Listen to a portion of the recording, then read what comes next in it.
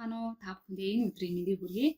За, өнөөдрийн энэ бичлэгээрээ нэг багшаас ирсэн асуултандаа хариулж байна. Тухайн багшаас маань яг ямар асуулт ирсэн бэ гэхээр одоо сурагчдынхаа гэрээний даалгаврыг захимаар яаж засах вэ?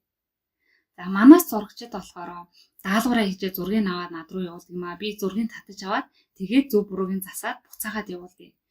Гэхдээ энэ айгүй учир дутагдaltaй байна. Тухайн даалгаврын үнэзээ юу нь болохгүй байгаа.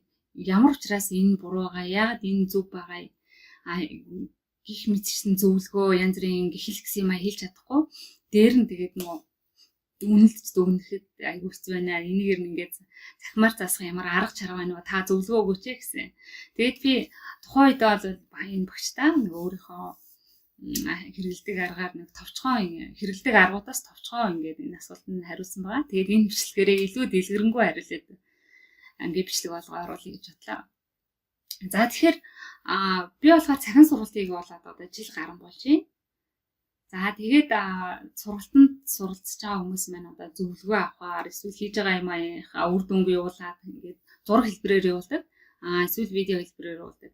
Тэгэхээр би тэрийг нь үзээд яаж зөвлөгөө өгдөг вэ гэхээр захимаар нэгдүгээрт нь бол би дэлгэц зэчдэг програм ашигладаг. Хоёрт нь болохоор TeamViewer гэх програм ашигладаг.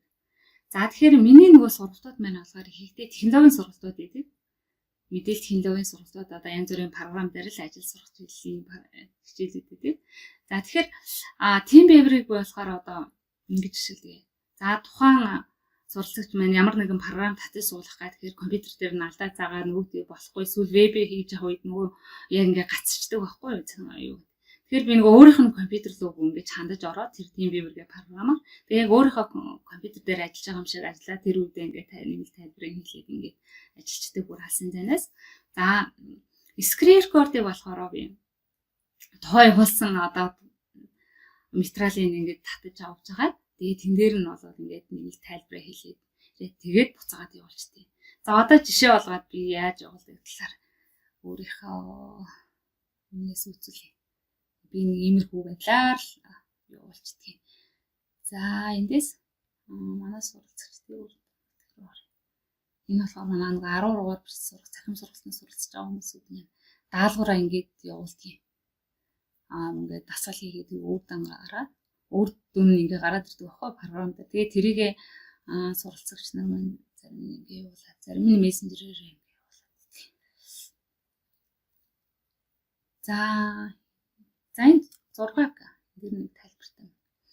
Тэгээд энэ явуулсан энэ одоо материал дээр нь яах вэ гэхээр за ингээд харж агаад ерөнхийдөө би бол ингээл дуулаад хийдэг. За энэ дээр болохоор 100 ямар дасгалууд ямар үсгний дасгалуудыг илүү хийхээр байна гэдгийг ингэж тэмдэглээд за одоо за багш нь ингээд яанаар тэмдэглэсэн байгаа энэ үсгнүүдийг одоо 75-аас 84 хооронд бичсэн байна. Тэгэхээр Х, Д, Ж, Т гэсэн үсгнүүдийнхаа дасгалыг ахаад нэг биччихээрэй.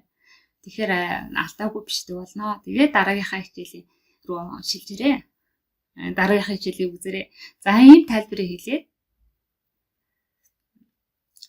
тэгээд ингээд нөгөө рекордоо ингээд стоп гэж зогсооч байна. Тэгэнгүүт энэ комент хэсэг дээр нь дараад нөгөө бичлэгээ ингээд явуулчихдаг байхгүй. Окей. За тэгэхээр би одоо яг ямар одоо screen recorder утасны screen recorder ашигладаг вэ? Тухайн багш маань бас асуужсэн та ямар recorder ашигладаг вэ? Тэгэхээр за би энэ дээр ер нь screen recorder app гэдэг ингэ бичиж хайж. Минут нэг Android утас болохоор Play Store руу орж байгаа тийм ээ. iPhone болохоор арай өөр тийм. За тэгэхээр миний ашигладаг recorder маань болохоор энэ screen recorder гэдэг X recorder гэдэг. Энэ айгүй аятайхан хэрэглэхэд айгүй амархан байдаг. За тэгээд компьютер дээрээ болоод би нөгөө Ocom-ыг ашигладаг. Дээр нь тэгээд нөгөө ShareX гэдэг айгүй амар бас програм байдаг. Тэрийг яг компьютер. За тэгээд ShareX нь болохоор их амар одоо ингээд дэлгэцийн бичлэг хийдэг. Тэгээд зураг засварладаг гэдэг их олон функцуудтай байдаг. За одоо би нэг өөрийнхөө ашигладаг зүйлийг харуулъя. За ShareX нь болохоор өөрийн юм юутэй. Ийм төлөвттэй байдаг. За одоо шинэ би энэ суралцагчийнхаа энэ дээр зөвлөгөө өгье гэж бодъё л да. За тэгвэл 1 2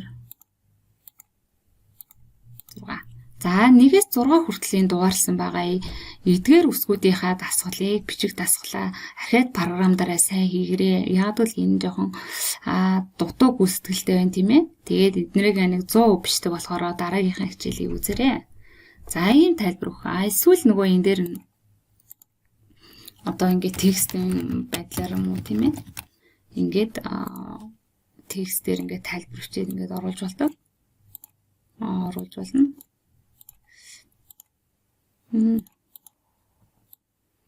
За ингээд тайлбар өчээд эсвэл юу вэ? Одоо нэмэлт нөгөө материал энэ төр хавсруулж өгдөг ч юм уу. За энэ дээр нэг зураг оруулчихъя. За ийм нэмэлт тайлбар зураг мураг оруулаа. Энэ дээр нь одоо ингээд тайлбар оруулах. Тэгээд янз бүрийн стикер энэ төр оруулах юм боломжуудтай байдаг. Тэгээ энэ багш нар маань ShareX-ийг ашиглаад зурчвал их амар идэв шүү. Миний хамгийн хэрэглэх дуртай. Тэгээд энэ өөрөө болохоор яг энэ зүйлээ бас ингээд зураг болгоод ингээд хадгалаад авчдаг. За яг аль хэсгийн зураг болгож авах уу гэд ингээд авчин. Тэгээд давхар энэ нь бол ингээд бичлэг бол ингээд хийгдээл байж байгаа. Зураг маань ингээд давхар хадгалагдаад. За би ийм програмыг ашигладаг. Тэгээд нөгөө алсын зайнаас юу яах таа бол TeamViewer гэдэг ийм програм байгаа. За би нөгөө TeamViewer app гэдэг ийм програмыг ашигладаг. Дараагийн бичлэгээр уулзъя. За баяр таад.